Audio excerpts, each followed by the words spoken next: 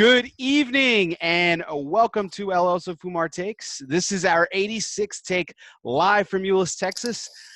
I am so pleased, so privileged, and so honored to have you in tonight. It's going to be a fantastic show. We're so excited to be welcoming in our guest. But before I get to him and our awesome topic for tonight, I am going to be talking to you a little bit about who makes this show possible, which of course is our sponsors. And of course, the sponsors for tonight's show are Drew Estate. Drew Estate announced earlier a couple weeks ago that the limited edition Acid Cuba Arte is now shipping to retailers nationwide. Featuring art from 5 of Brooklyn's iconic living artists in graffiti culture, the milestone product was introduced at this last year's IPCPR trade show held in Las Vegas. The Acid Cuba Arte is a limited edition torpedo wrapped in a lush broadleaf Maduro wrapper, bright Indonesian binder, and a blend of hardy aged Nicaraguan fillers. Each water tower humidor features one of 7 unique designs and includes 20 beautifully packaged Acid Cuba Arte cigars with a Boveda to maintain humidity. So check out your Drew Diplomat retailer who will have the Acid Cuba Arte on hand, and grab yourself this iconic piece of acid history. And if you guys are checking us out on Facebook, we really appreciate it. You know that we also have a YouTube page as well, and we really appreciate all of our viewers. But if you are listening to wherever you listen to podcasts, whether that's Apple Podcasts, Spotify, Google Play, Podbean, TuneIn, or wherever you listen to podcasts, you are listening to us exclusively because of Cornelius and Anthony Premium Cigars. Cornelius and Anthony Premium Cigars is steeped in tobacco tradition. For over 150 years, the Bailey family has been part of America's tobacco heritage, passionately caring for the land they cultivate in Keysville, Virginia. Cornelius and Anthony's devotion to the finest grown tobacco and foremost aspects of craftsmanship allows them to introduce the most exquisite cigars to the market. They invite you to enjoy their portfolio of premium hand-rolled cigars and experience their dedication to producing an exceptional product. So excited to have you guys on hand tonight. It is going to be a fantastic show. I am so excited about this show, and I'm so excited to be welcoming back our guest this evening for his second appearance on El Oso Fumar Takes. It is still my honor to welcome back Mr. Klaas Kelner of Davidoff Cigars. Klaas, how are you doing tonight? Thank you for having me, Bear. I'm glad to be back. It was July last year, so a little bit over a year. Yes, and the year has definitely flown by, man. We got new technology. We're live on Facebook now. We're swapping stories on Instagram, about the show, man. So it's been pumped up. It's exciting. It's really fantastic for everyone to join in tonight. So I'm really glad that you were able to come up with this idea. This idea for this particular show was just was all you, man. It was really all of you, and it has to do with what you guys at Davidoff are doing as a project for the close to 2019. But before we kind of get into tonight's topic, I did want to officially and on air congratulate you on your recent nuptials. So congratulations on welcome to the club of married men. You made a wise decision. My cigars are a little heavier now, huh? Absolutely, man. So it's been a few weeks, and it was kind of a surprise, but kind of not. You got married on the heels of IPCPR trade show. Yes. And then you guys went off and honeymoon and everything. Do you remember any of it, or was it just all a blur? Well, part of it was Vegas, so it is good if you don't remember everything, no? But no, it was actually a really neat idea. I've been going to Vegas my whole life, going to IPCPR since RTDA times with my whole family. And for many reasons, we wanted to do it in the United States. And what better way to do it? And where else would you be able to bring the whole Kelner family in one place, without having to purchase extra plane tickets? So they were all in Vegas, and we tried not to tell anybody, but the cigar industry likes their gossiping. Right. And by the time IPCPR came, everybody knew. I'm walking down the show, and the Plasencias know. I'm walking down the show from the Plasencia booth, and the Quesadas know. Then Michelle Leon is there, the wife of Guillermo Leon, and she's like, "Oh my God, you're getting married." I'm like, "How does everybody know?" you know. And one of them was like, "Oh, excuse your father." Then the other one was, "Oh, excuse your sister." And then the other one is, "Oh, your mother is so excited. Please excuse her." You know. So by the time the wedding came in IPCPR, all of Vegas knew. And I mean, what better way to do it? You know, all of my friends were there, and my family was there. So it's really nice. It, man, And we're excited. You know, we're just happy. that's that, that was even a point that I didn't even think about. I mean, yeah, like you said, your entire family was there, and I mean, that makes sense, man. I mean, you guys travel so often, you travel so much, it just makes sense to kind of have you guys on hand like that. So that's terrific. And the good news is she hasn't thrown you back yet. So you're so far so good. You're doing fantastic. So. Well, I chose one that her favorite cigar is Yamasa, so I think Ooh, there you go, man. I think it's a good one.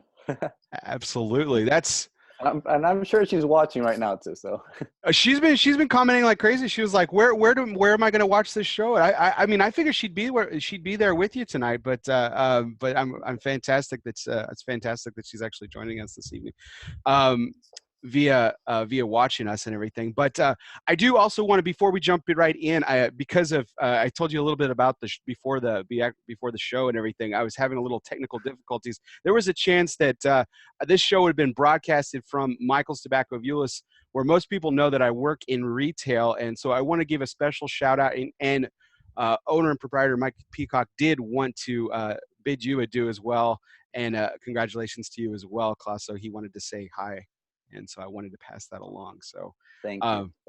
Mike's always really supportive of this show and supportive of Davidoff, of course. So we are a white label account, so, and proud members of it. So we it was of course I barely got the sentence out. He's like, Bear, of course, whatever you need.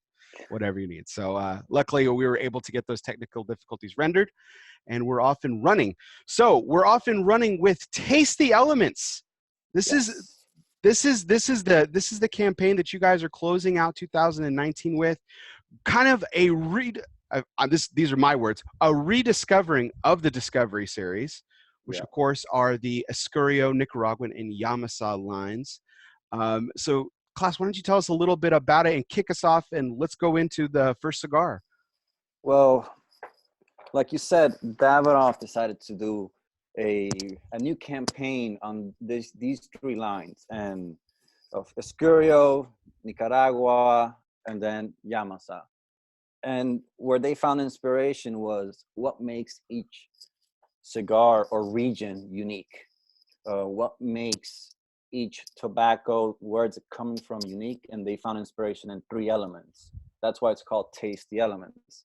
So for Escurio, and we can start with it, they chose water. Yeah. Water. For Nicaragua, they chose fire, and I'll get into that in a bit. And then for Yamasa, they chose earth. So first with Escurio, from water, right now, my goodness. So from earth comes intensity, from fire comes intensity, from earth comes complexity, and from water comes, oh God, I'm drawing a blank right now. This is very embarrassing. From water comes, what was it? Well, I can tell you that have it right there. I can tell you that the originality is what water comes from. So there you go. Thank you. So from water comes originality. Thank you so much. I was drawing a blank. I was ready to dive into ambassador, by the way. I was ready to dive into the technical aspects of it, so I had my information on the wrong side. So I was equally perplexed there for a moment. I was like, it's right here. I'm looking right at it. Apparently, I'm not looking at the right side. But so, from water comes originality, right? Thank you again for that. From water comes originality. What makes Escurio water? And the answer to the question is, we found inspiration in the Bahia region. So if you know Escurio is a cigar that has predominantly Brazilian tobaccos. And these tobaccos both of them that are the featuring tobaccos of Escurio come from the Bahia region, where you have the Bay of All the Saints, La Bahía de Todos Santos. And most of the water that you're getting in this region is coming either from the rivers or also from the rains that are coming in from the Bahia. And basically, we decided to use this element to describe Escurio. And when we talked last year, it was basically, we were talking about another cigar, but we went very deep into what the tasting notes are and how we describe in Davidoff these cigars. And when I want you to go through these 3 cigars, I want you to go the very similar fashion. I want you to think about these cigars, not only in tasting notes in regards to the beautiful adjectives that you're going to be coming up with, like spices and different sweet terms, different bitter terms, but try to focus on where the palate is stimulating, where in your tongue is stimulating. So we're going to be enjoying these 3 cigars. It should take us about 20 minutes each cigar. And we're going to be identifying the 3 main differences. It's going to be like a vertical tasting, a vertical seminar of these 3 lines. So as I've lit up the Escurio, obviously we talked about Brazilian tobaccos being prominent within the filler and the binder, of course, and then the wrapper is actually Ecuadorian Habano. Yes. But to answer your question, as far as where is my palate stimulated, I'm getting a lot of already kind of in the beginnings. I'm getting a lot of saliva production, which tells me kind of like those savory, salty. We don't like saying acrid because it has a negative connotation to it, but it's triggering those senses where I'm producing a lot of saliva as I've kind of started to smoke this and everything. So like where you were explaining, the blend of Escurio, the Escurio's line has a Robusto, has a Toro, has 2 very interesting shapes, a Gran Perfecto and a Corona Gorda. And then it has this Petite Robusto. This Petite Robusto, it was one of the original shapes where it was launched. And since the beginning, it was always my favorite. A nice short smoke. Many people are not accustomed to what the Brazil tobaccos taste like, and especially in the Davidoff portfolio. This is the first time and really only time that we featured Brazilian tobacco as the main impact. And for most Davidoff aficionados, they are not accustomed to this flavor profile. This is a cigar that has many, you could say, fans, but it's like fan clubs in different areas. As I travel the world, I will find different fan clubs that rave about it, or a particular store, a particular consumer base that really raves about it. This is a cigar that is predominantly Brazilian. We're talking, it has your Ecuadorian wrapper, but it has a binder that is Cubra, and then it has in the filler, in high percentages also, Cubra filler, and then it has Mata Fina filler. All of them are from the Mata Fina region in the Bahia region of Brazil.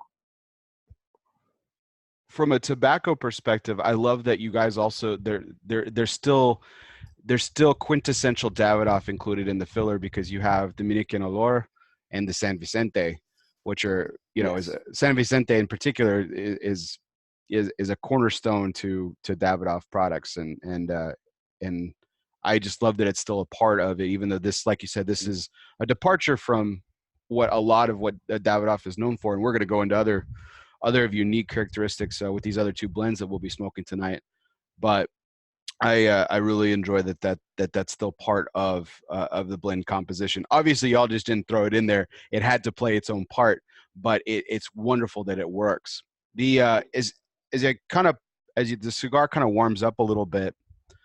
And I agree, Klaas. This is one of my favorite sides of this line. I'm a Corona Gorda fan too of this.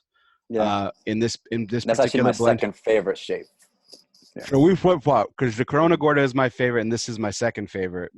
But the I really, because and the Corona Gordo, I actually spoke for the first time in the DR when I was with you early last year, 2018. So Mhm.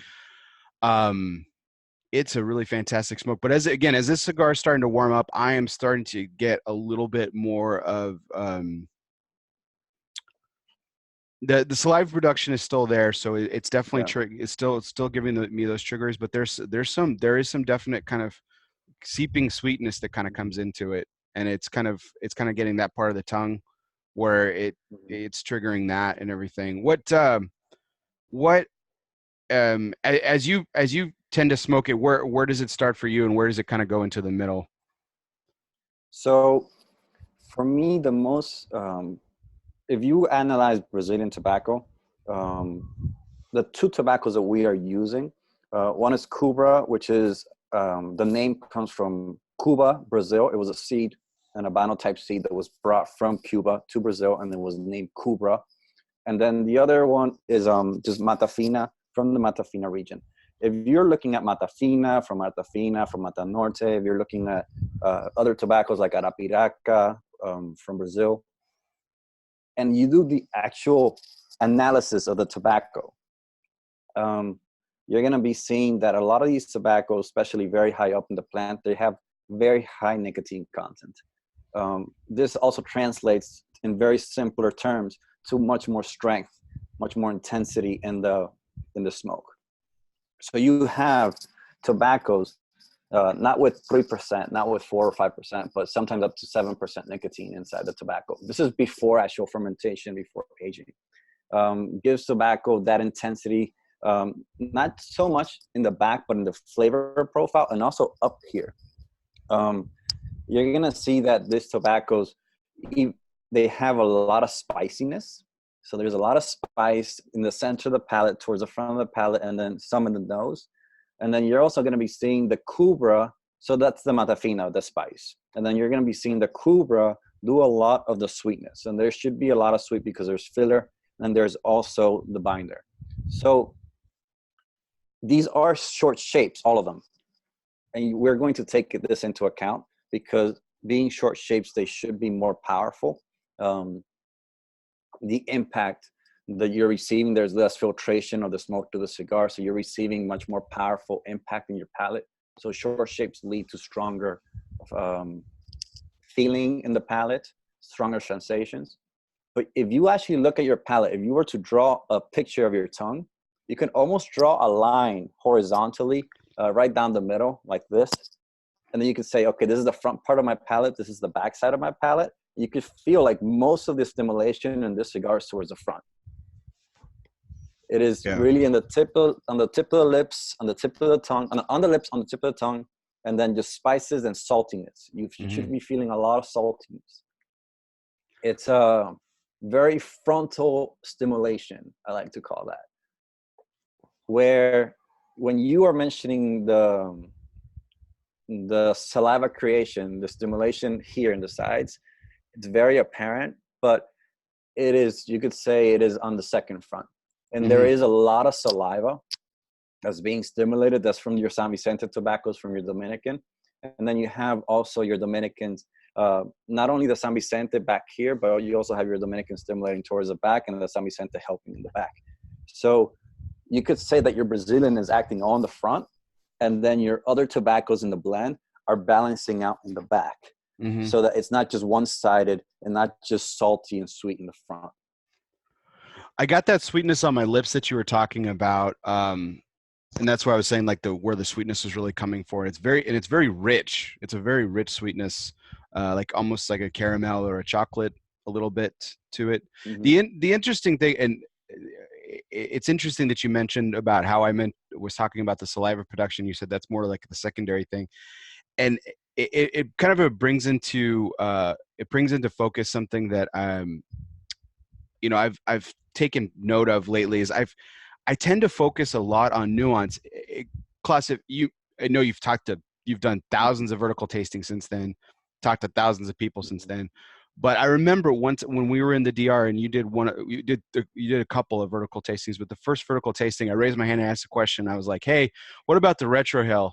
and I was talking about aromas, and you're and very respectfully, mind you, you were like, Bear, we're wanting you to enjoy the flavor of it. We want you to focus on the palate and not the aroma.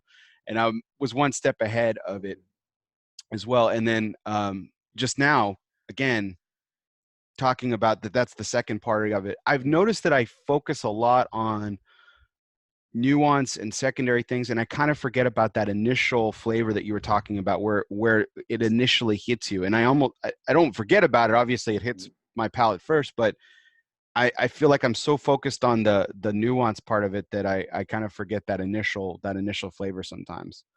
I mean, it's something that we all probably fall into from time to time. It's not wrong. It's something that you're doing your way. Mm-hmm. I feel that sometimes we get caught up a lot in looking for what's not there.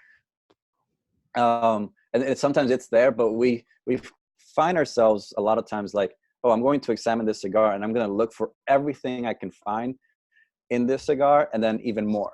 And I find that a lot of people tend to do that, where sometimes it might be a little simpler than that. You know, it's just enjoy the cigar, focus on where it's stimulating. If you retrohale. If you don't retrohale, you don't have to retrohale. I normally do this, and every time the question gets brought up, lately I've been doing this a lot. I was in Brazil 2 weeks ago, and the same question got brought up. It's like, hey, retrohale, do you retrohale? Do I not retrohale? And I was like, well, to be honest, I barely retrohale. And the reason is because it tends to cover up a lot of the other nuances that I'm going in the palate. So what I like to do is I actually like to smell right here, right over the cigar. I like to activate the senses in the nose indirectly, not shooting smoke through my nose.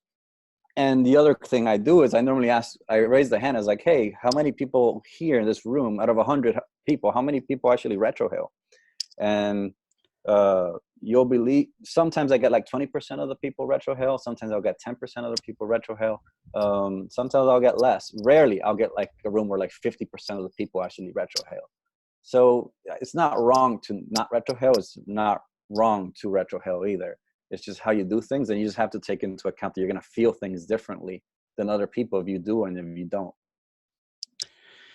Yeah, I've been a big retrohaler for as long as I can remember, and that's something that I really learned from like I used to be I retrohale almost every cigar now, but like when I first started doing it, I could only do it with milder cigars, mild tobaccos, like Davidoff White Label, for example, just because more intense blends just really would capture my sinuses attention. But as I practiced more and started smoking more and really kind of got into it, I started doing it more often. But that's something that you really like to focus on, and that's how Davidoff likes to focus on, is just the flavor and the palate and the way that the sensation of what these tobaccos do to the palate and everything. So as you're continuing to smoke the Escurio, Klaas, what other things come to mind as you're kind of working down? So as I'm starting to about 1 inch down, the spices have toned down, the initial spices. That very frontal stimulation that was all the way in the front slowly is starting to move towards the back. And I'm starting to feel the back being slowly stimulated. It's not like it's like punching me in the back. It's not like it's like a drum in the back. It's now the flavor is going towards the back, and it's starting to be more even of a smoke. You could almost say it's almost like a milky, chocolatey kind of sensation. It's not like a raw dark chocolate, cacao beans. This is more like a caramel, roll off your tongue, milky chocolate now towards the back, because it's not intense. It's not punching you in the back. It's just slowly going towards the back. And the sweetness is still there, but the spices have toned down. Yeah, that was something that I do that I was noticing as well about this cigar is that the spice that when you talk about spice, when I'm referring to spice in terms of this particular cigar, I'm referring to, of course, the pepper, that kind of peppery spiciness, and it's there, and it's almost, you know, where a lot of cigars, particularly, and we're going to get into some more spicier tobacco here in just a few moments, but um, spice typically seems to be heavy-handed in a lot of today's cigars, just across the industry and everything.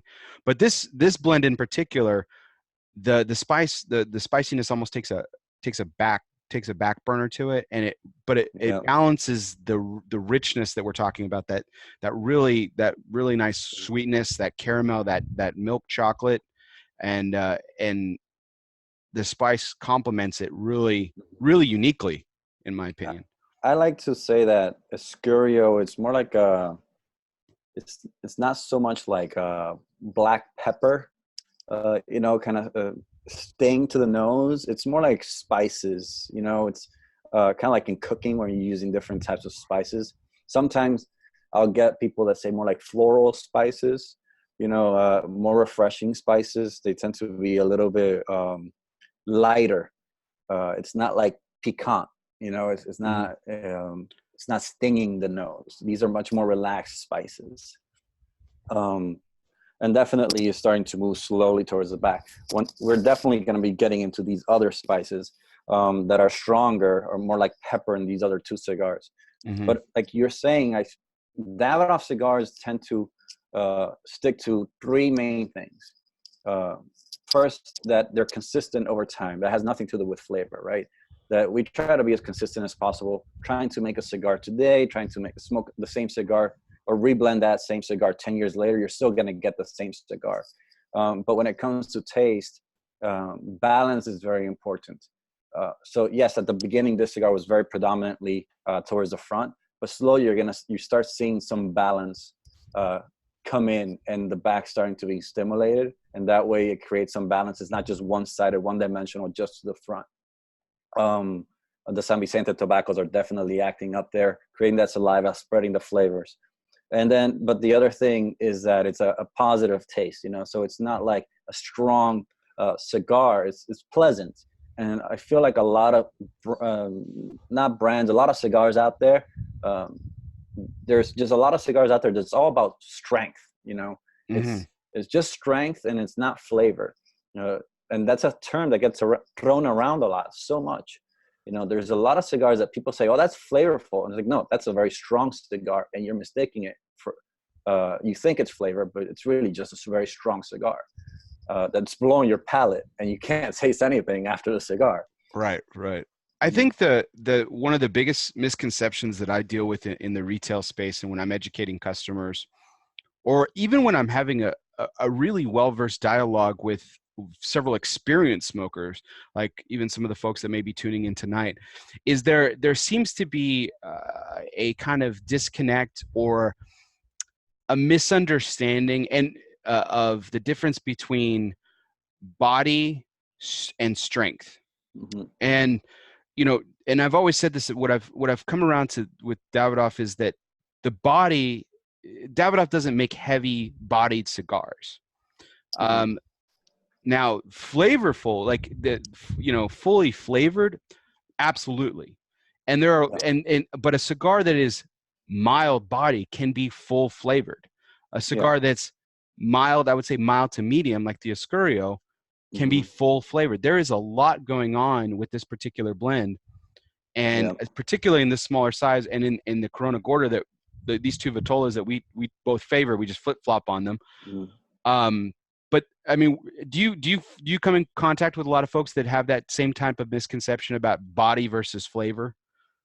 All the time. And then you also, a lot of people like think that a cigar that like creates a lot of smoke is also like something like, oh, if it's creating a lot of heavy smoke, that's particular, like maybe more flavorful. It's not necessarily true. The density of the smoke and the density of the smoke is going to change from cigar to cigar, depending on how many oils, how heavy, how strong those cigars are. So you see a cigar with a lot of smoke, it's like, oh, that's going to be very flavorful. It doesn't necessarily mean that. They're not one-to-one, you know. You can get a lot of flavor with very mild smokes, you know, and you can get a lot of nuances, because it's like fine cuisine, you know. To make a dish good, it doesn't have to be blast of flavors in your palate. It can be very nice little nuances that just like playfully are playing with your palate, you know, delivering nice sensations. You know, that kind of brings to about an interesting discussion. You know, before the show, I was talking about how my wife is enjoying the wonderful air conditioning in the other room, and she has very simple tastes. I have much more exotic tastes when it comes to food specifically, and I'm the cook in the family, and I make meals, and I have to lessen the seasoning. I have to be less aggressive on seasoning with her, because her palate can't take it. And but it's interesting, what I've learned for cooking for her palate is that you can have very flavorful items that just, you know, are very concentrated and have very succinct portions of that dish that taste a certain way, much like what we're talking about with this cigar. There's not a lot going, there's a lot going on, but it's not that lot going on in that very heavy, succinct distinctness. Would you agree? Yeah, and it's the same thing, you know, like if you're not used to a particular kind of flavor, you have to develop that kind of flavor, and that you have to develop, let's call it tolerance, or you have to adapt yourself to it. So kind of like how you're saying, you couldn't retrohale very strong cigars at the beginning. You had to slowly get used to it. And the same thing happened with this cigar. As we're smoking it, the spices was very intense. The spices are still there now, but now your body and your palate has adapted to it, and now it's more like a refined spice. And you can see, okay, this is I'm used to the spice. Now it's not that impact that was like unexpected. Now it's this spice that it has been familiar for the last 20 minutes, and you welcome it. You know, it's in my case, I'm actually not the cook. My wife is the cook, and she's normally the one throwing in the spices and sometimes lowering it for me. She's actually she grew up in Asia, so in Indonesia. So there's a lot of Oh, spices where she cooks from, where she comes from, and I have had to adapt. that's awesome. Sounds like we should all share a meal, and you and my wife can share a dish, and me and your wife can share a dish, and we both can be happy. Yeah, I So mean, you two can go in the kitchen, and then your wife and I can just sit there and smoke cigars pretty. Meanwhile, there you go. Perfect. I like it. So I think we're kind of wrapping up with this particular cigar, and then we're going to, of course, move on to a couple of the other cigars in the Discovery series. Before we wrap up the cigar, any other final notes you wanted to mention on it? I did want to talk a little bit about the Discovery series in general. So the Discovery series involves three different cigars, the ones that we'll be sampling tonight, three different blends, mm-hmm. excuse me. Of course, the Escurio, the Nicaraguan, and the Yamasa. And these are, again, departures from when somebody thinks, historically at least, of Davidoff. These are departures from that quintessential Davidoff market and flavor palette and kind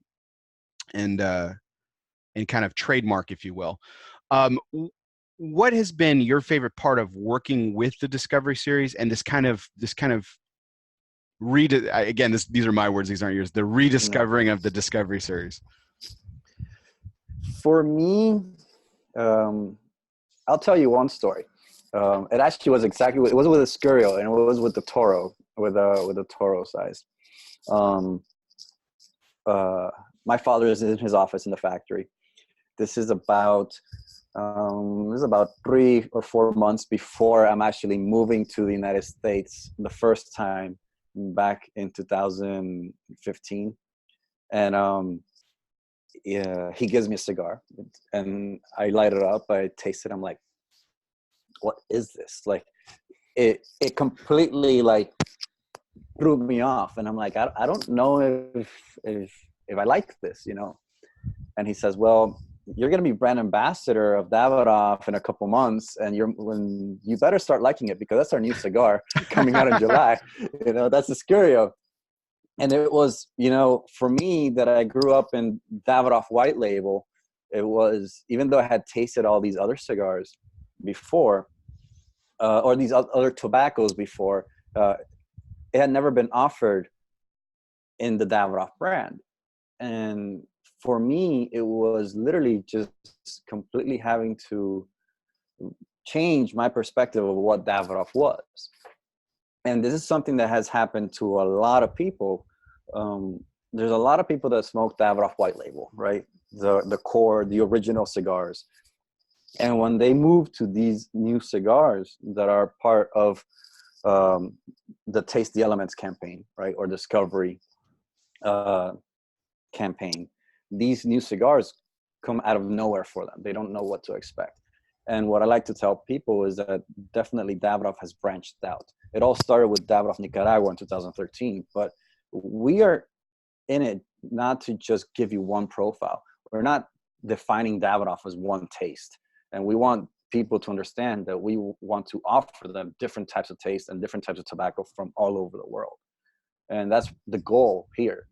It's giving you different types of taste, different types of flavors for different moments, because you're not going to have just all of these cigars at one moment. You're going to have these cigars at different types, at different times. There's different times for all of these cigars.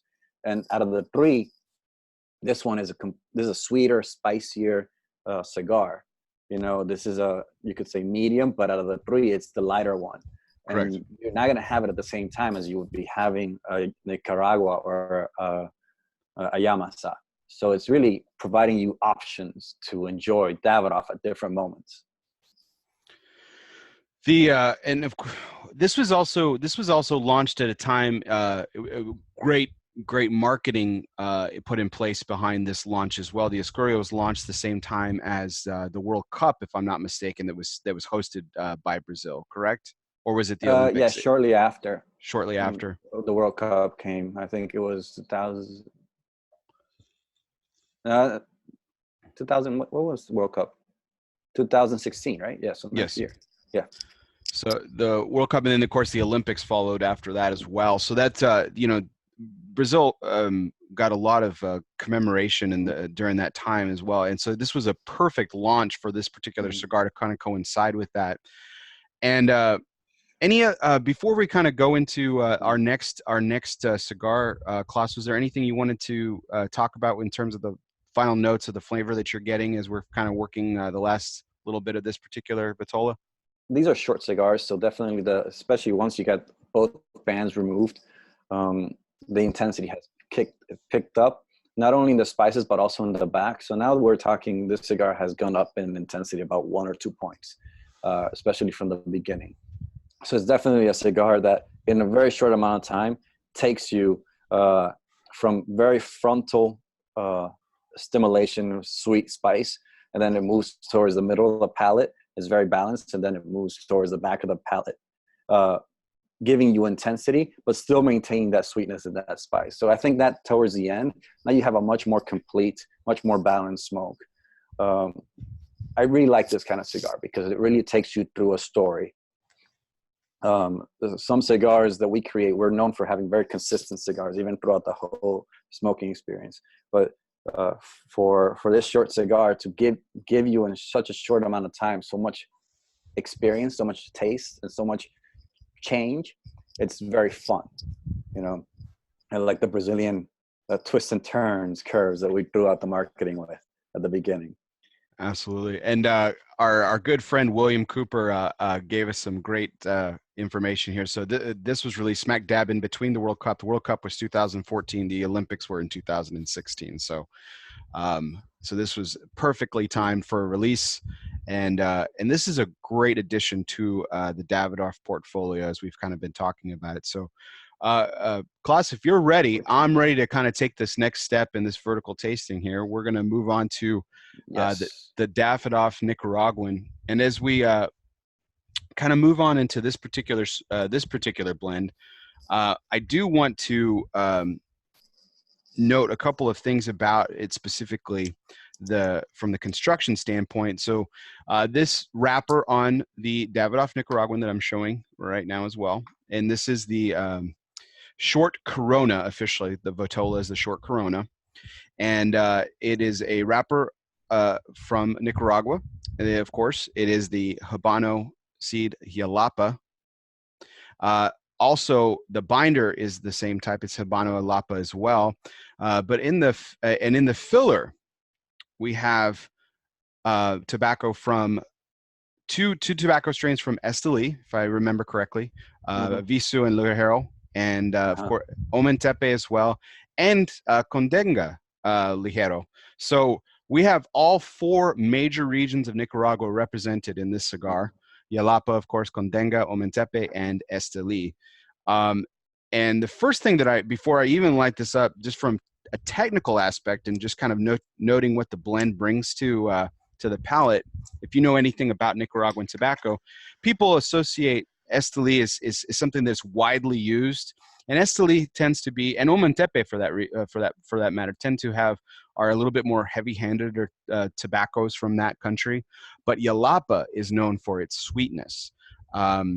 So as I light this up, Klaas, I'll let you talk a little bit more about what the from fire comes intensity part of the apart from the taste the elements, the Nicaraguan.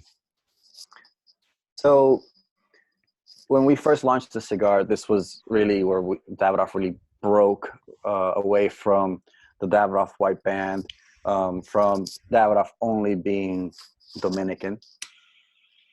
Back then, most cigars were predominantly Dominican, and then the wrapper was normally Ecuadorian. And back then, the production, if you actually looked at the tobacco that we had in inventory, was like about 85% of all of our inventory was Dominican tobacco. But we're talking about it in the 2000s, right? 2000, 2010. And then when Davidoff Nicaragua and all these new cigars have come into play, now we're talking more like 65% of all the tobacco that's in our inventory is Dominican. We're still predominantly using Dominican tobaccos in most of our blends. This is one of those exceptions. But now you have that other 35% of all our inventory that has tobaccos from Nicaragua, from Peru, from Mexico, Brazil. So we're definitely expanding our portfolio and our inventory. But for Davidoff Nicaragua, with the new campaign, it's all about fire. And as you have stated, Nicaraguan tobacco, especially Esteli, is known for its intensity. And with that, we wanted to focus on fire, not because fire only means intensity, but also because in Nicaragua, you have 19 active volcanoes. So it just matched. With Brazil, Bahia, the water from the bay, in Nicaragua, the volcanoes. And a lot of this soil in Nicaragua, close to some of these volcanoes, tend to have very high mineral content, which creates very unique taste. In one specific region, which is Ometepe, you actually have two volcanoes. Ometepe is an island in the middle of Lake of Nicaragua, and there's two volcanoes on the island where you grow year-round tobacco. So volcano right next to it, tobacco, which is pretty interesting. Yeah, go ahead. Have you been to those fields, Klaas? I haven't. Actually, my dad went to the island with Nestor Sr., Plasencia, before he started growing tobacco there. So that's one of the reasons why we use that tobacco, because of that relationship that my father had or has with the Plasencia family.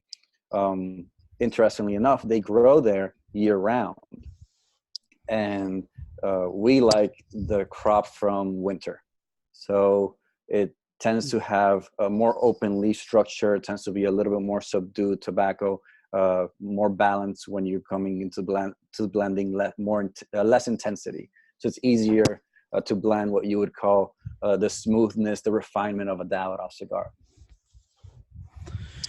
You know, you mentioned your great partnership with Plasencias, and I know you have a lot of great partnerships outside of Davidoff as well, and within, of course, within Davidoff too. And one of the finest partnerships that you do, and I was remiss in not mentioning this with Ecuador, and I wanted to ask this question. I know that with the 702 series, I know we're not talking about that tonight, but a lot of that tobacco is grown by one of your fine partners, David Perez from Ecuador.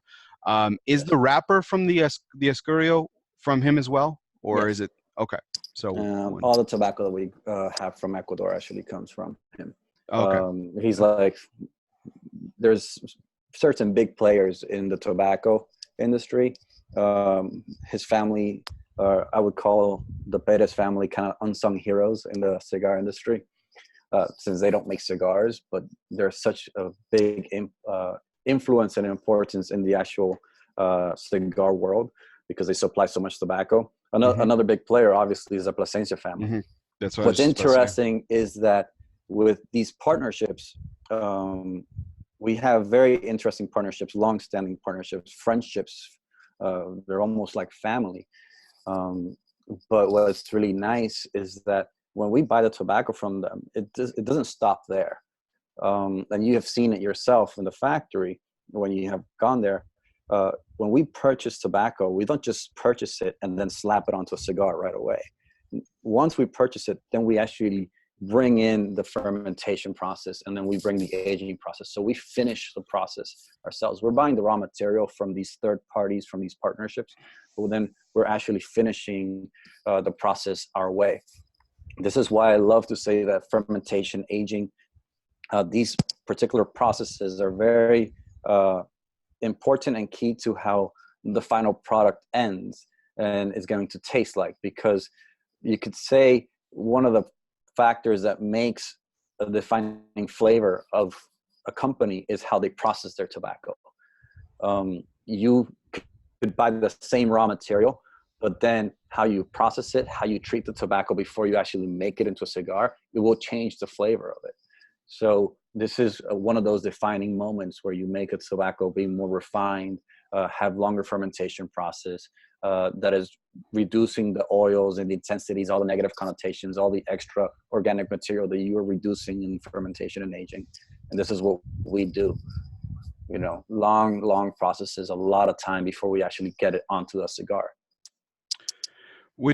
So it's fair to say that while you do outsource some of this tobacco and bring in that raw material, the finished product very much has that Davidoff signature with the fermentation aging that you guys put into it.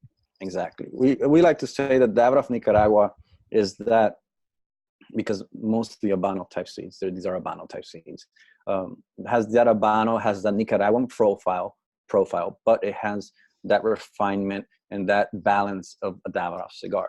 You know, mm-hmm. You're not going to have a one-dimensional cigar. What's interesting is that when you talk about Esteli and Jalapa, they're both very Habano type flavors, meaning they're very lineal type flavors. They're both sweet,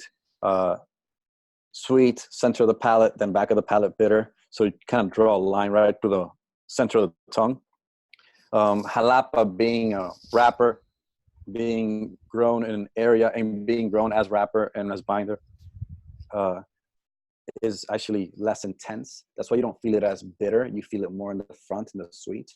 Whereas Teli, the growing traditions over there are meant to have stronger tobaccos. They actually, not everybody does it this way, but normally it's about 12 leaves per plant, meaning less leaves per plant, meaning stronger leaves, much more flavorful leaves. So the tradition of the farmer is different in that region. And they create tobacco that is stronger, more peppery.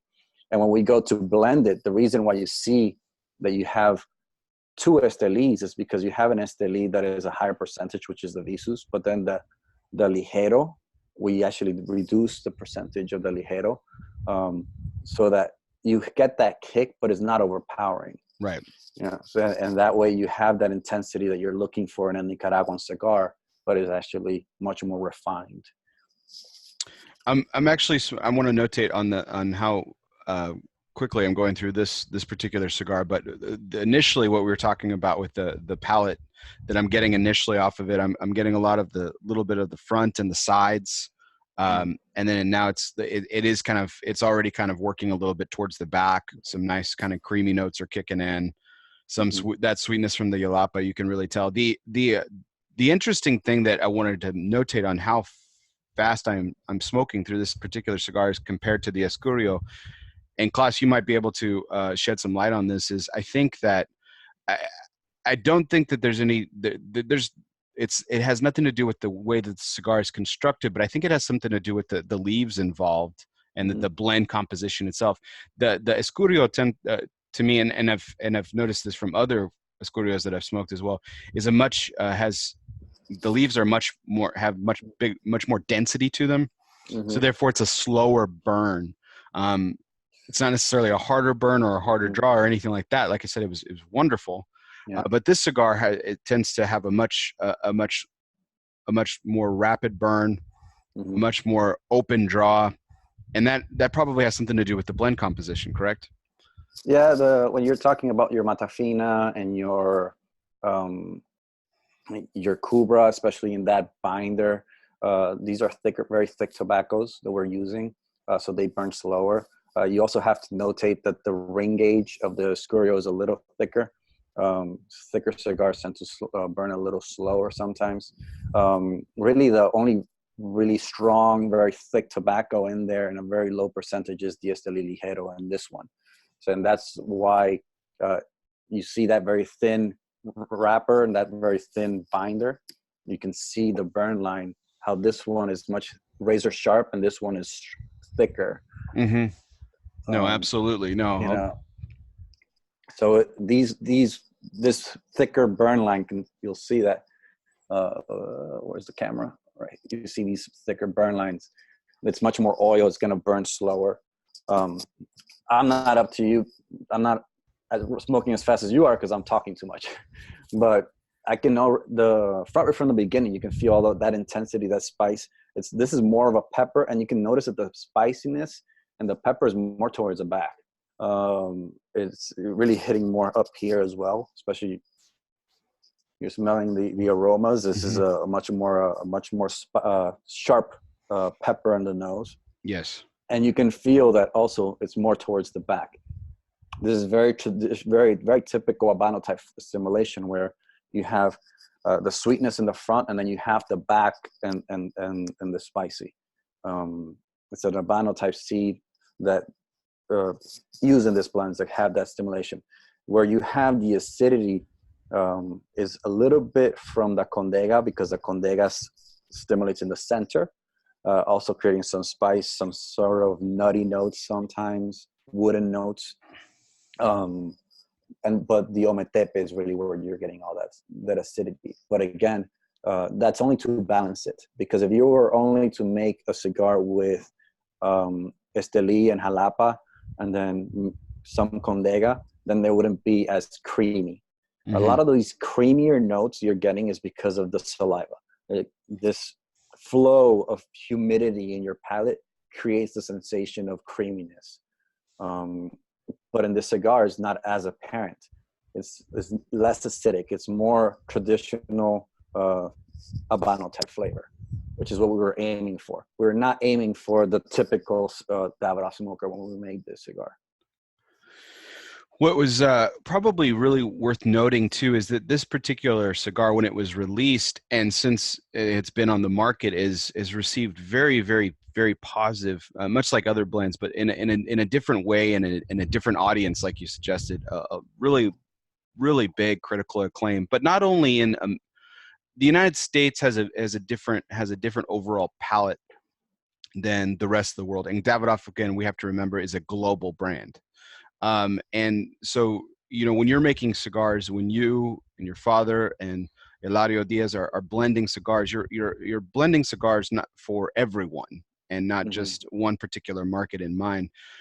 But this cigar in particular, Cigar Journal is a publication that's for the European market. And this was a cigar that gained really high favor in Cigar Journal. I mean, received a 97 rating, which is just, you know, incredible.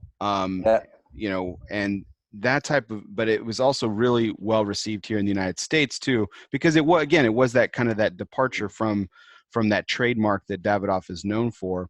You know, when And I do these tastings around the world, what I run into is that um, the Habano type tobaccos that we use, which are Piloto and Esteli, these are the two main Habano type tobaccos that we use, are very well received by the Nicaraguan community, the Nicaraguan smoker and aficionado, and then also by the Cuban cigar aficionado.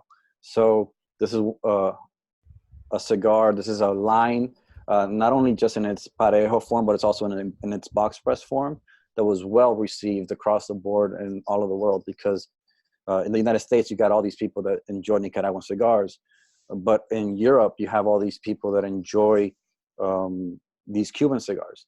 And I'm not saying they are the same flavor. They don't taste the same, but they stimulate the palate and feel in the palate. The sensations are very similar to what you would be getting when you smoke Habano type tobaccos. And that's why it was so well received, because it was so familiar. Plus, it was such a big departure from Davidoff, and it was executed very, very well. So these two things, with a cigar that doesn't fail you, that burns well, you know, that has great construction, has great quality, has a good brand behind it. I mean, we are still knocking it out of the park with this cigar.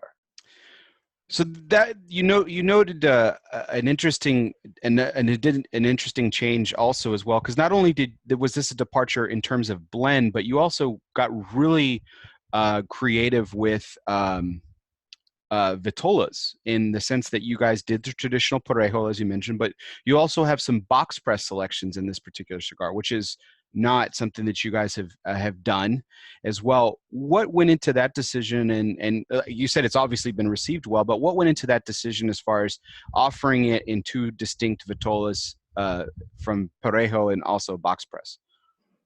What's interesting to notice, yes, Davidoff as a company is not just Davidoff cigars.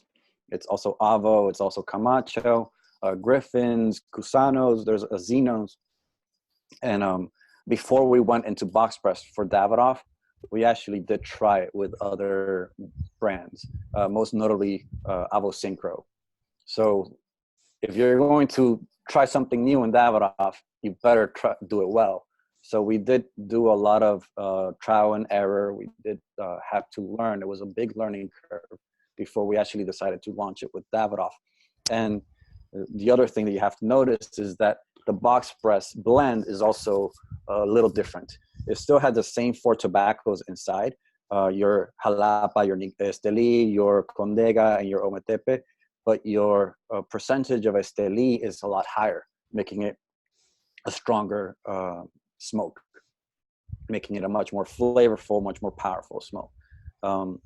And one of the reasons why we decided to go into box press is because of how the box press market has increased, but also because, or was increasing at the time, but also because the Nicaraguan smoker, there's a lot of offerings in box press coming out of Nicaragua. So it just made sense. The thing that I find interesting about box press cigars, and you guys, of course, capture this as well, is that because of the very nature of box pressing, less tobacco has to be used in the filler to make sure that you're not overpacking it, and that allows for, of course, greater airflow through the cigar. And I put the cigar out on the chat for the show and asking if what does our audience prefer, either a parejo or box press? And so far, a couple of answers. We've heard parejo seems to be still the overwhelming favorite. Oh, for sure, it's still the number one. Parejo was first and will never be beat. Box press is just another option. It's kind of like with straight cut, hole punch, V cut. You always have those people that like V cuts, but they will never beat straight cut. Right, You know, 100%. Your Toro and your Robusta will always be the shapes that sell the most. Well, depending on the market, but in general. Do you ever experiment with different types of cuts, or I guillotine everything, I straight cut everything? So for Davidoff purposes, when we're doing tastings, I ask everybody to do one type of cut. It creates a standard. It makes everybody feel exactly what they should be feeling, the same across the board. And when we're doing tastings, creating new blends, it's always straight cut, because the size of the opening will influence how you perceive the cigar. Okay. Normally, bigger opening means more sensations, more impact, more flavor than a smaller opening. And I've experienced that in many tastings where I'll ask people to do hole punch, and then I'll ask people to do straight cut. And then you'll see that the people that did hole punch rate the cigar at a lower intensity than the people that did straight cut. So it's very influential. So it doesn't matter which cut you're doing, just being mindful of the cut that you're doing actually influences what you're perceiving. Absolutely. As we're working our way, as you noted, I'm smoking this a little bit faster, but as we're working the way through the cigar, Klaas, what other flavor notes are you getting towards the middle and even towards the finish of this particular Vitola? The wooden notes become more apparent. The wooden notes in the back, you could say almost like leathery wooden notes. These adjectives that you would describe your bitter sensations in the back, they're much more apparent. The stinging on the nose, stinging might not be a good word to use, but the perception up here that you're receiving is more sharp. Yeah, I was gonna say sharpness. Yeah. And definitely has moved towards the back.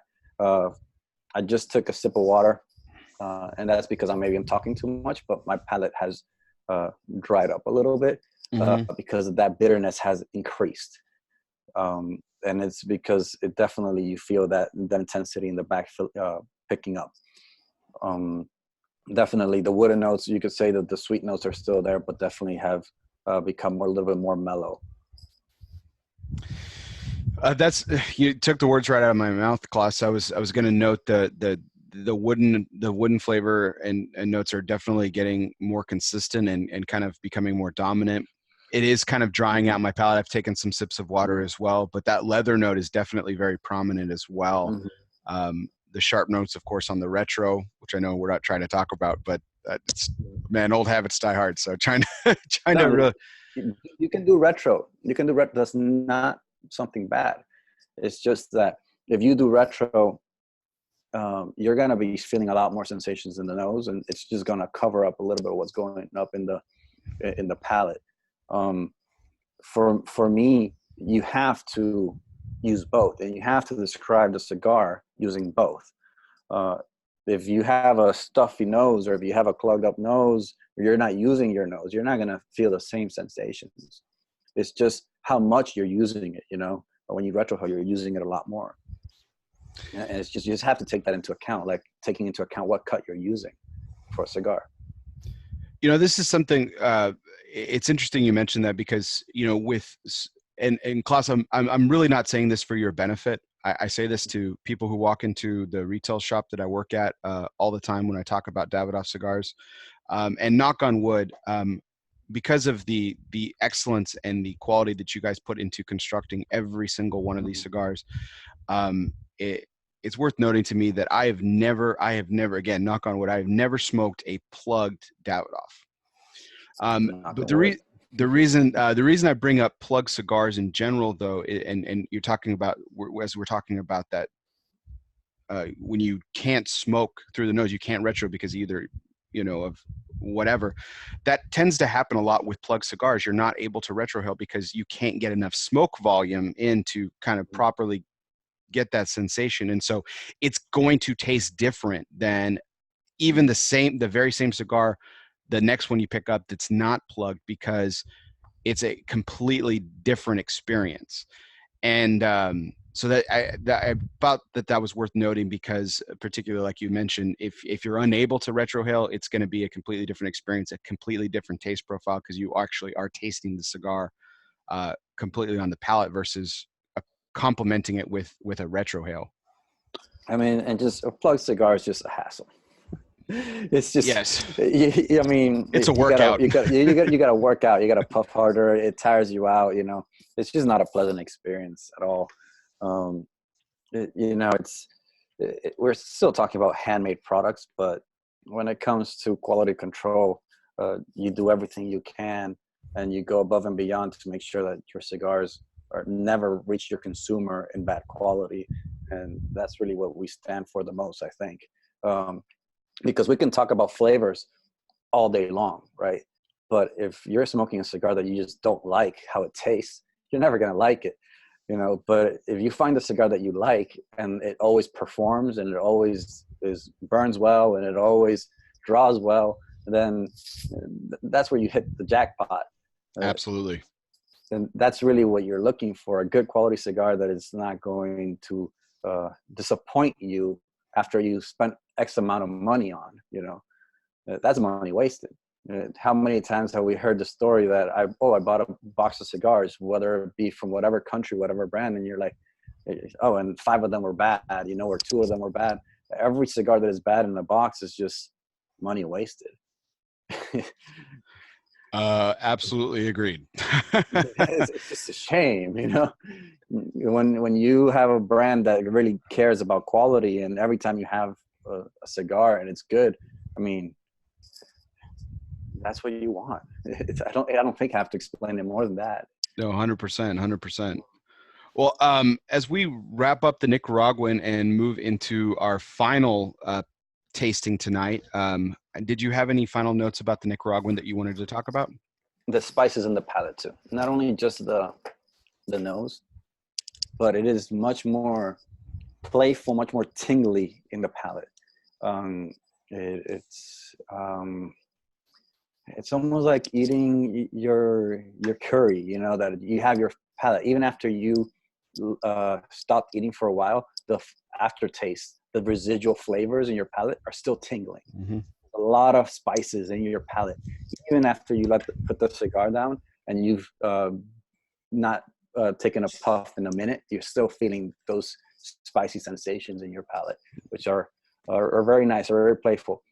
And in Spanish, there's a term called seguidilla, which is almost like it makes me want to keep taking a puff on it, because the spices are so playful that I want to keep taking a puff on it. It's almost like this is a bad word, but it's almost like an addictive flavor that you really want to just keep enjoying, you know. I do particularly like cigars that have that long finish that that you're kind of talking about, that just kind of are very long lasting. That's why I'm drinking some water here. Not only did we talk about how that the tobaccos are kind of drying out the palate a little bit. It's not producing as much saliva as the Escurio, but I also want to really enjoy this last cigar as well as much as I can. So I'm cleaning out my palate as much as I can. That's a good idea. So as we move into the final blend, and tonight, of course, is the renowned Yamasa from Davidoff. And just to talk about technically and its construction a little bit, we are smoking the Petite Churchill Vitola, which is the smallest Vitola in this particular line. It is, of course, the wrapper, of course, is the famed Dominican Yamasa wrapper, which I know we'll be talking about as well. But also the binder is also Yamasa as well. And the filler is comprised of Piloto Visus, the quintessential Davidoff, where we return back to Davidoff's trademark and staple of San Vicente, Seco and Visos. Condenga Seco from Nicaragua also, and Esteli also in this the filler as well. So a really interesting composition in terms of blend. The thing I like to talk about most that just absolutely blew me away with the Yamasa before I light this up, because I got a real big head start on the Nicaraguan. I'm going to let you kind of enjoy the Yamasa a little bit while I talk about this particular blend. Is the thing that I just was absolutely shocked about and blew me away when I met you in the Dominican Republic and we were talking about Yamasa, was that this particular tobacco, and note the darker coloring of that tobacco leaf, is this is shade-grown tobacco. And when we hear the term shade-grown, we think of course, Ecuadorian Connecticut or Connecticut shade, and we think of a lighter cigar. And when you talk about, when you look at Yamasa, that is the last thing that comes to mind. And yet it is shade grown and presents some very unique flavors that I know we're going to talk about in a second. So as we go into the last of the tasting of the elements, from earth, of course, comes complexity. Klaas, why don't you tell us a little bit about this last cigar that we are tasting tonight?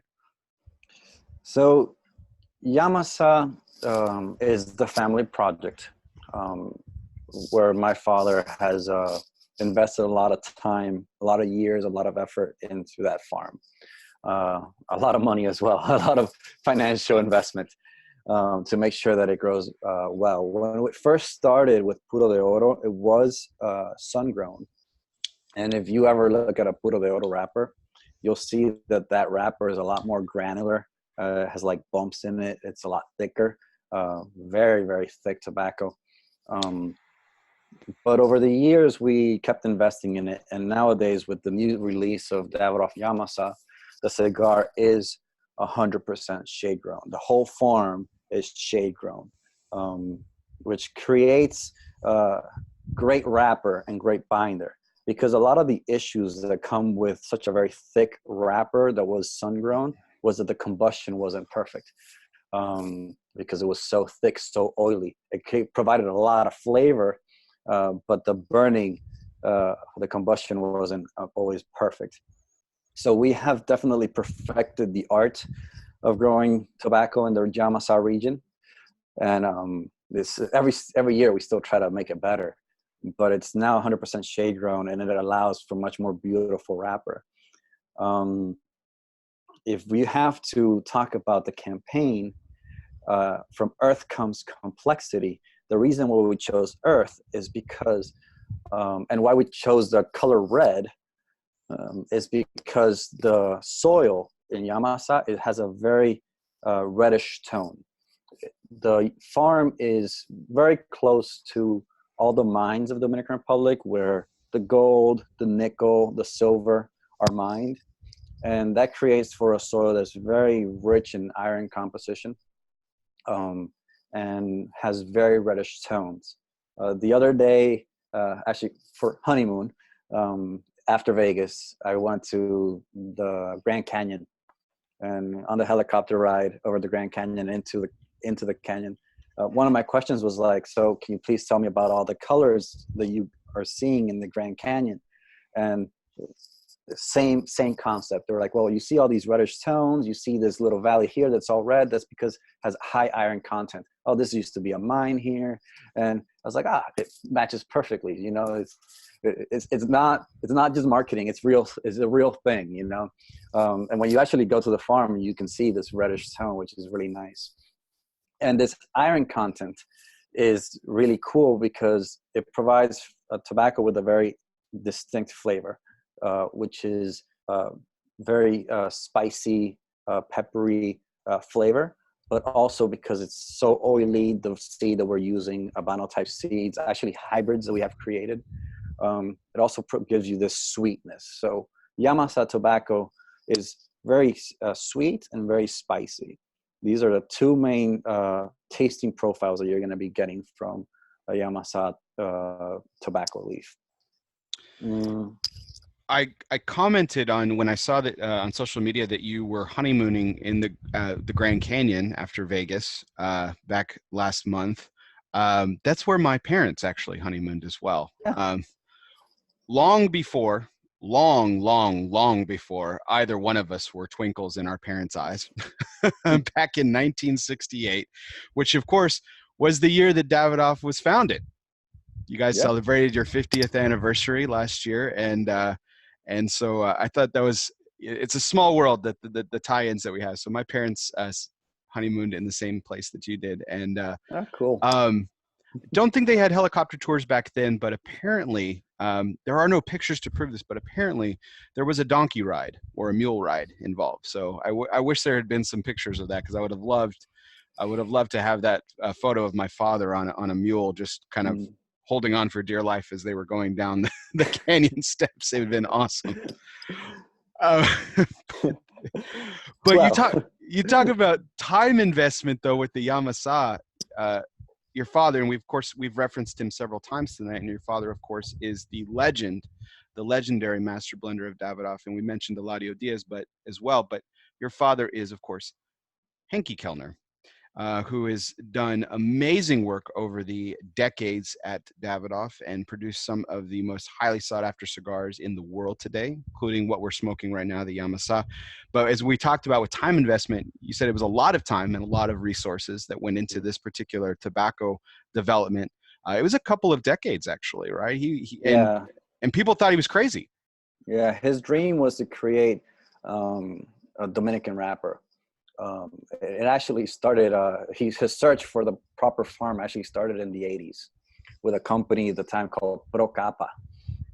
Many reasons it didn't really work out. And then he started again. He tried again in the 90s with Bonao.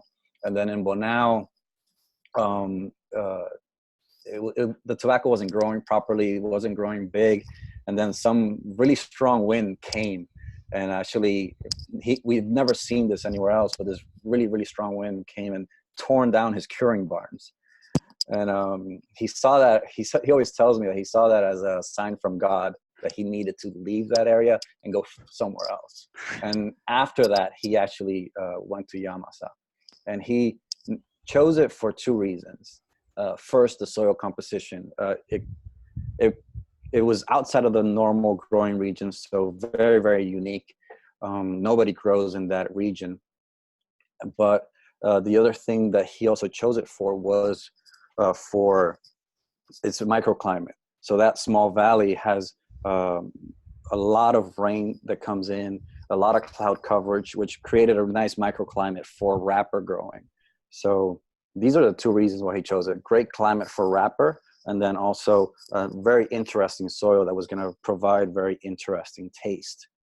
And after many, many years and a lot of trials and errors, we can say that we have a farm that is fully operational, providing great tobacco, and it's also profitable, which is, you can't have a farm that's not profitable. That's just not good business. And now we grow tons of tobacco there, and we are able to use it in many different types of cigars for Davidoff, including many limited editions as well. So great project. You know, we talk about the soil being rich in mineral content in terms of metals and specifically iron with that red soil and everything. But it's important to note that, you know, because metal flavoring or metallic flavor notes tend to be a really a negative drawback when you talk about cigars. This cigar does not have that. So yet we talk about the iron in the soil, but that has not been a byproduct of what the tobacco is actually releasing. We talked earlier in the Escurio about spices, and we were talking about baking spices. And that's what I get a lot when I smoke the Yamasa specifically. I get a lot of, the spiciness isn't that sharpness that we were talking about with the Nicaraguan, or even that sharpness in the latter half of the Escurio, but the baking spices, your nutmegs, your cinnamon, your cardamom, very earthy, exotic spices that kind of come to mind when I'm smoking a Yamasa that's just wonderfully rich, nice earthiness. But there's what I really love about this blend, Klaas, and I don't know if you get this note, but I get this really, it's clearly distinct, but yet it's very subtle at the same time. This little hint of citrus that just kind of almost, if I may wax poetic for a second, just kind of kisses this blend a little bit and really provides some great balance. Yeah, some people describe it like an orange citrus kind of thing. It's not like a lemon citrus. It's not like as sharp. Not sour. Yeah. A lot of people have described this more like an orange a citrus, maybe like a lighter citrus, maybe like a green apple. So what it's doing this is actually not the Yamasa tobacco. It's actually the two San Vicentes. So we're using two San Vicentes in that blend, one from Zone 7 and one from Zone 14, Jicome and Damajagua. And Jicome is a farm that you actually want to visit when you were in the Dominican Republic.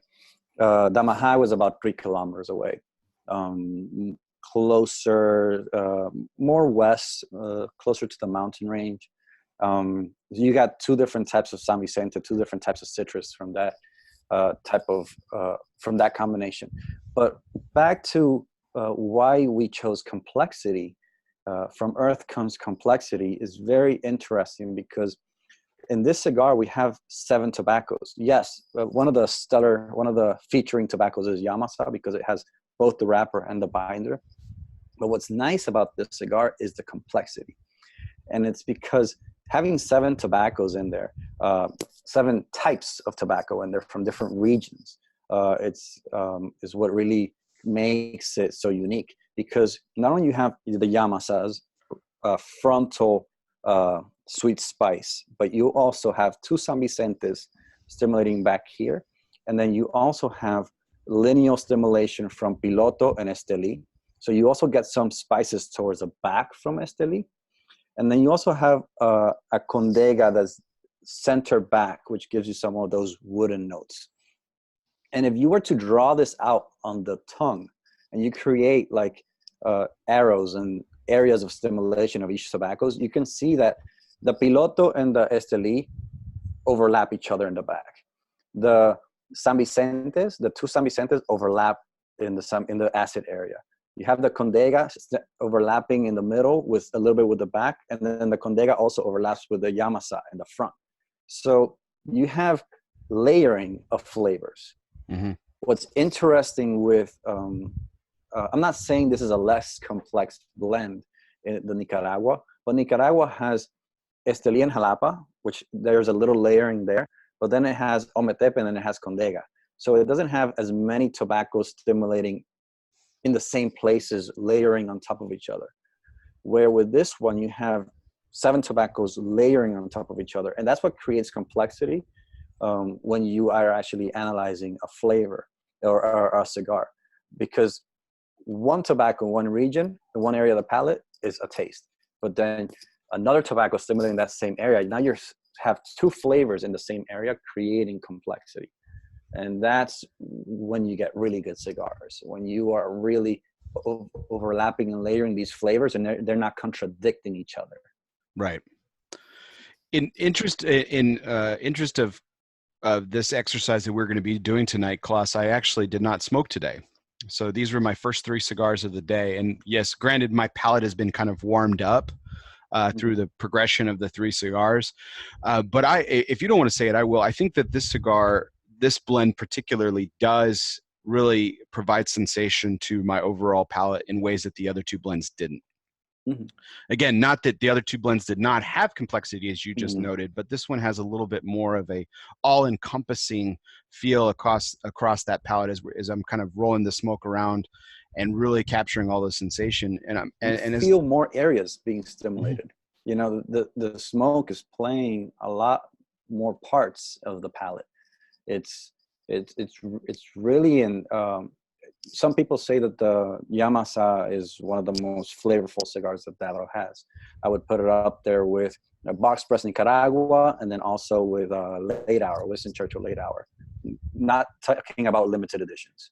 Out of the regular lines, you have this cigar that is very intense in flavor, but it's complex. It's really playing in all over the palate, and it doesn't bore you at all.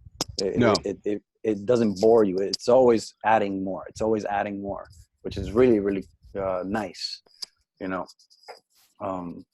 Where I think the Nicaragua is more straightforward, one particular type of taste that everybody really enjoys.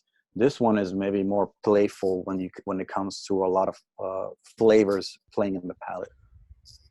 As I'm kind of creeping towards the middle of this particular cigar, I'm getting I'm getting more different flavor notes from that first bit where we were talking about baking spices and citrus. Now those still are there, but I'm getting that kind of that woodiness that we saw a little bit more in the Nicaraguan is kind of coming into play as well. There's some really, really kind of savory quality to it, like you would in kind of almost like mixed, nuts kind of thing. Brazilian nuts come to mind because they have that kind of, there's some sweetness with it, but it also has kind of that overall savory quality that I really like in particular mixed nuts blend. This isn't peanut it's not that pronounced or anything like that, and it's not almond. It's not that subtle. It's a little bit more flavorful when I'm talking about nuttiness a little bit.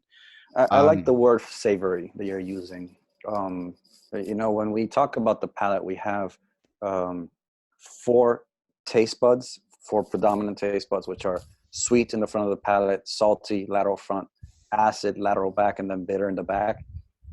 But a lot of people always forget about the center. And then there's people that have the theory of umami, which is the sensations in the center of the palate, which are these savory notes, this monosodium glutamate sensation, like in soy sauce, you know, that creates that savory, salty enhancing of flavors, you know, and that's really what's going on there. You have this is part two because of the Yamasa tobacco, because that high iron content of certain regions of Nicaragua, of Yamasa, create that savory sensation in the center of the palate that enhances flavors. You always want some sort of tobacco that's able to enhance the flavor or the sensations inside the palate. And that's a great description of what you just said.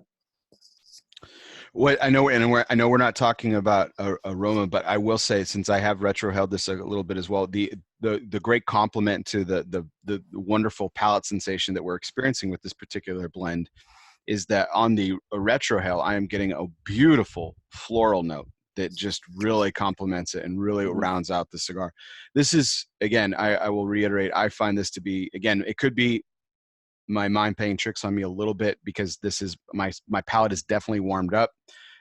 This is my third cigar here, but this to me is still the most complex of the cigars that we've smoked tonight. Again, noting that not that the Escurio and the Nicaraguan are not complex, they are, but this definitely has a lot more well-roundedness in my opinion. This is I think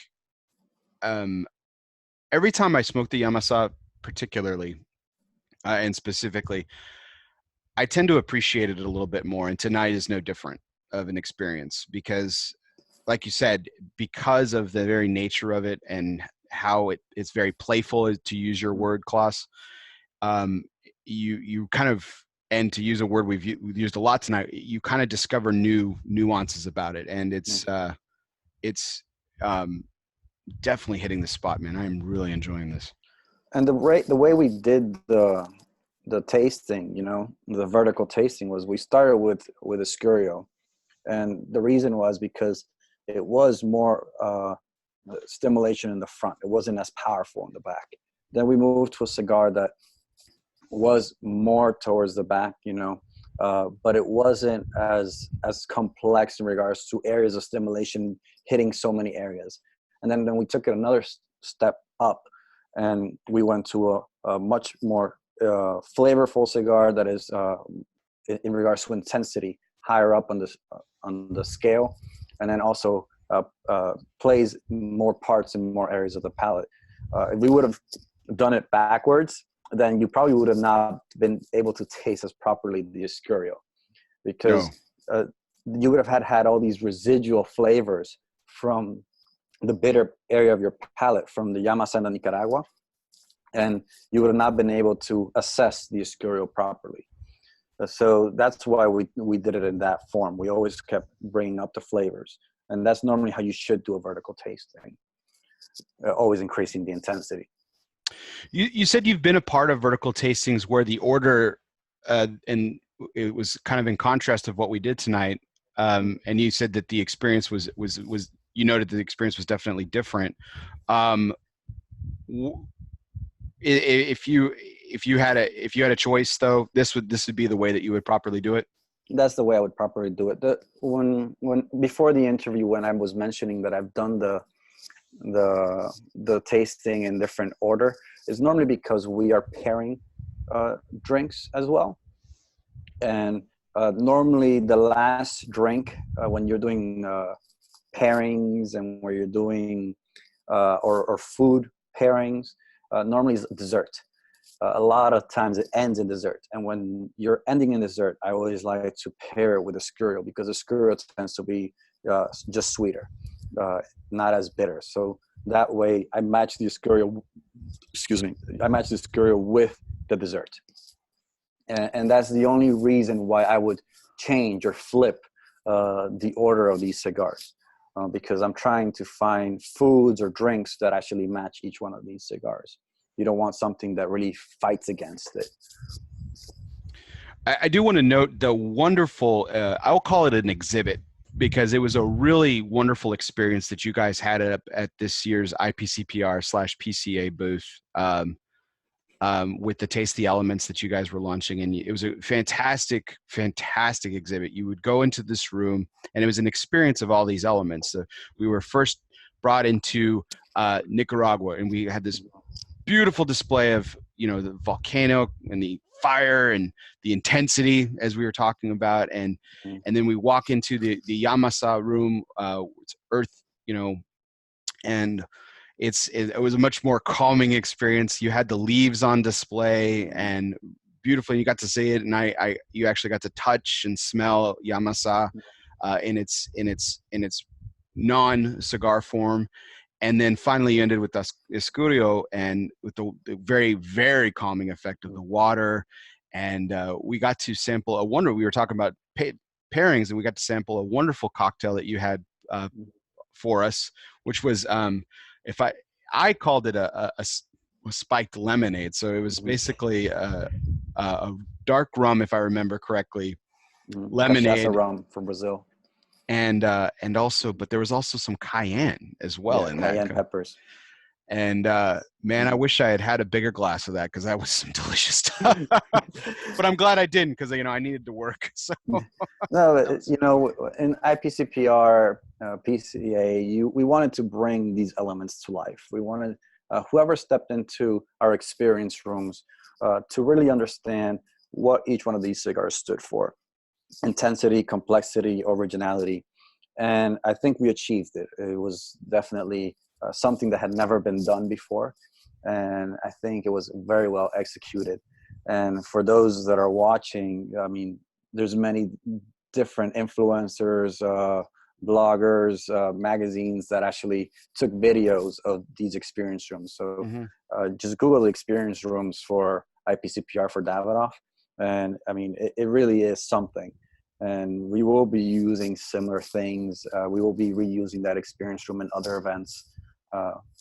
And it really brings it home that, hey, this is not just a cigar that is blended and it tastes a certain way, but this is a cigar that has a story and it came from something, you know. And all three of them, they have their background, they have their regions that they come from, and that's the inspiration behind them. This is not just a cigar that's just being launched because it's good.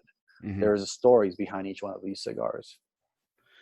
I do want to note as well that the overall experience for me as a media member from the Davidoff, that this year's IPCPR was wonderful. We had a wonderful presentation at a private press conference, and it was great. We had CEO, of course, Beat Hauenstein spoke, Dylan Austin as well, and a couple of other folks talked about the year that Davidoff had and what you guys were doing going forward, including this campaign. And it was really, really, really well put together. And I wanted to thank you personally, since you are the brand ambassador, thank the company of Davidoff to allowing us the privilege and the opportunity to be there and to learn about what Davidoff had done in their 50th anniversary year, and then going forward into year 51 and so on. So thank you very much for that. Really quickly, Klaas, I wanted to ask, like, what do you feel when you talk to as we mentioned, you talk to so many people at events like these and everything, when you're talking to folks like myself or a media perspective, what is your favorite part about interacting with the media at events like this? With media, for me, the funnest part is geeking out. You know, it's in general, you guys are the most educated in regards to the products that are coming out from all different companies. You guys are the most educated in regards to the offerings, the cigars that are coming out. And you are probably some of the people that got to taste the most different types of cigars. So for us, it's very important to reach out to people like you guys that actually have experience with all these other cigars, because you know what's out there. And it's our job to also know what's out there, and then also be able to deliver cigars that are to the liking of the consumer. We're not making cigars because we like a cigar. We're making cigars because we think the consumers are going to like it. Mm-hmm. And they're going to enjoy it, and of course they're going to purchase the cigar. And that's the funnest part, being able to learn from other people. What are the flavor profiles that people like? Because you cannot just make cigars for yourself. You would fail. You have to make cigars for the industry. And you guys are the ones that are most in touch with this, I believe. So that's the fun part. And then obviously you guys are the ones that know all the gossip. So that's also fun too. You know, just talking about everything that's going on in the industry. It's a very small industry, and then we all feel in one way or another like family. So it's always fun to go to these events like conventions, like press releases, where everybody's in one place. And that way you can just chat it up with a friend, you know, that's always been there for many years. It's very humbling, very kind words, Klaas. Thank you very much. And to geek out with you on these three blends has been absolutely fantastic, and we love sharing it with our audiences as well. And that's the key component of what we like to do with in sharing moments like this and interviews like this. And this has been a fantastic one. As we're kind of working our way towards the back of the Yamasa, as we kind of closing out this evening, Klaas, is there anything that we should be tasting on the palate that's kind of different from what we talked about, or is it, for you, has it remained consistent? This is one of those cigars that it does pick up in intensity towards the end, but more so than that, in comparison to the other two, it remains very consistent in its complexity. For me, this is the cigar that probably has the most residual taste out of the three. Those wooden notes are very, very predominant. I would also say earthy notes. It's not just because it's earth that comes from complexity, but you also feel these earthy notes. Interesting, because sometimes we just, when describing a cigar, people try to stay away from the term earth, because some people don't think it's a nice term. Mm-hmm. But it's the density of the smoke, the residual taste, how layered the smoke resides in your palate. This is what creates this sensation of earthiness. It's mm-hmm. very condensed palate. It's a very condensed smoke that leaves a residual taste, a residual flavor on your tongue, on your lips, on your gums. And that's why it's so, the aftertaste, the finish is very prolonged. And that's why I really enjoy this. It's one of those cigars that you finish and then you're still enjoying for the next 30 minutes to an hour, you know. Even once you're done, you're like, I like this. Mm-hmm. I could smoke another one. Yes. You know? And you do this. You know, it's good. And it's one of those cigars that stay in your memory for a long time. This is one of those cigars that I can almost have at almost any time, or even without the band, I was like, oh, that's Yamasa. Yeah, Yamasa has that distinct flavor, and it's one of those that it sticks to your memory mm-hmm. very, because the flavor is so predominant. It's very easy to distinguish, you know.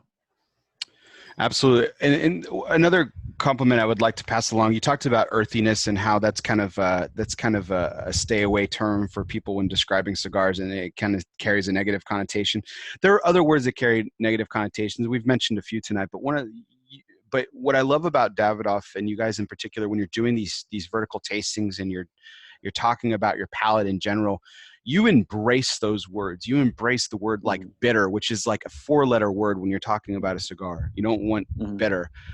What people don't want is they don't want bitter dominance. Exactly. But bitterness, earthiness, while these sometimes do carry negative connotation, it's important to know that it provides balance. Mm-hmm. And that's something that you guys preach. Yeah. Yes. If done well, it definitely balances out the blend. If done in proportions that are not appropriate, it can really spoil your experience in any cigar. And it's almost like the saying, anything in excess can be bad for you. It's the same. You add too much of anything in a cigar, you can ruin the blend. So in the right proportions, like any cook, when they're adding the ingredients to their dish in right proportions, if done well, it can always have positive effects. Absolutely. Well, Klaas, again, I want to thank you for this evening. This has been an incredible experience. As Davidoff is known to be saying, one of y'all's many phrases is time beautifully filled. And I cannot picture another way that today was better beautifully filled than my time with you and smoking these 3 cigars. This was a fantastic experience. I truly enjoyed it. And talking to you, geeking out with you over these blends over the last hour plus has been a fantastic experience. And I've really enjoyed it. So thank you so much for your time. Thank you to your beautiful wife who lent you to me for this evening. And I really, truly appreciate it.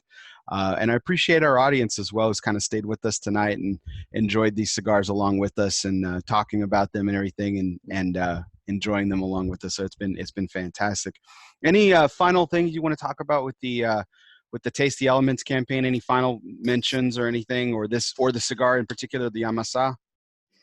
For me, this is a tasting that, well, first, thank you for the nice words. It's definitely been time beautifully filled.